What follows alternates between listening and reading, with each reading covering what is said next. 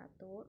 Puji syukur urang doakeun kahadirat Allah Subhanahu wa taala sabab pikeun karunia sareng hidayahna urang tiasa kumpul di dieu dina kaayaan anu sehat walafiat.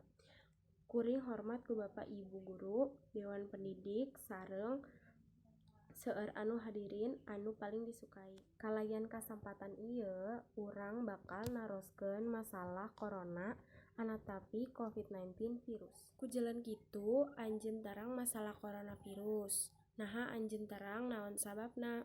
Virus corona mangrupikeun wabah anyar di Tiongkok. Virus corona biasa dipancarkeun ngaliwatkan batuk sareng bersin. Virus corona disebabkeun ku kalong sareng beurit. Ku jalan kitu anjeun tarang kumaha pikeun nyegah coronavirus ieu. Gagasanna nyaeta nganggo cuci tangan sareng sabun, masker sareng masker beta pikeun kaluar ti imah sareng gering. Sakumaha sae kuring tiasa nyarioskeun ka anjeun.